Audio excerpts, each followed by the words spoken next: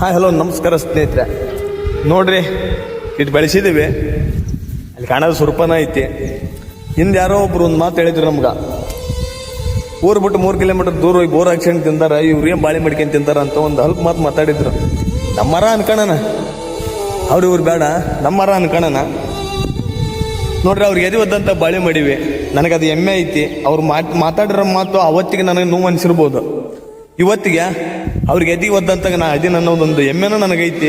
ಅದಷ್ಟೇ ಅಲ್ಲ, ನಾನು ಭೂತಾಯಿ ಜೊತೆ ಆಡಿನೆ, ಈ ಹೊಲ್ದಾಗಿರುವಂಥ ಬಾಳ್ವಿನ ನಾವು ಮಾಡಿದ್ವಿ. ಹೌದಾ, ಮಾಡಿದ್ರು ಒಂದು ಮಾತಾಡಿದ್ರು, ಇವು ಏನು ಮಾಡ್ಕೊಂತಿಂತ, ಇವರಿಂದ ಏನಾಗುತ್ತಾ ಅವ್ರು ಹೇಳಿಸ್ದಾಗಲ್ಲ ದೋಸ್ತ ನಾನು ಮ್ಯಾಲಕ್ಕೆ ಬಂದೇನೆ.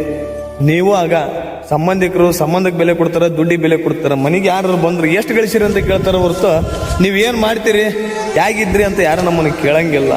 ದೋಸ್ತ ಇದೊಂದು ಮೆಸೇಜ್ ಆದ್ರೂ ಅನ್ಕೋ, ಒಂದು ಏನಾದ್ರೂ ಅನ್ಕೋ, ಬೆಳಿಬೇಕನ್ನೋ ಆಟ ನಿನ್ನೊಳಗಿತ್ತಪ್ಪ ಅಂತಂದ್ರೆ ದೋಸ್ತ ಬೆಳೆದು ಬಿಡ. ನಾ ಇವತ್ತು ಇದನ್ನು ಮಾಡ್ಬೇಕಂದ್ರೆ ಅದನ್ನು ಮಾಡ್ತೀರ್ಬಿಡು ದೋಸ್ತ.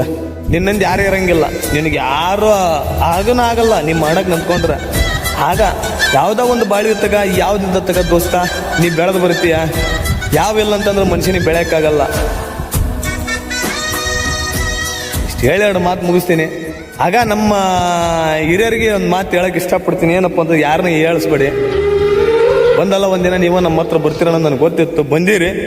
ಅದನ್ನು ಮಾತಾಡಿ ಕಳ್ಕೊಳಕ್ಕಿನ್ನ ಒಂದು ಮಾತು ಇರಲಿ ಅಂತ ನನ್ನ ಮನುಷ್ಯನ ನೋವಾಗಿತ್ತು. ಅವತ್ತು ನೀವು ಮಾತಾಡಿದ ಮಾತು ನಾವೆಷ್ಟೋ ಹಾಳಾದ್ವಿ. ಯಾರು ನಮ್ಮ ಕೈ ಇಡಲಿಲ್ಲ, ಯಾರು ನಮ್ಮ ಹತ್ರ ಬರಲಿಲ್ಲ.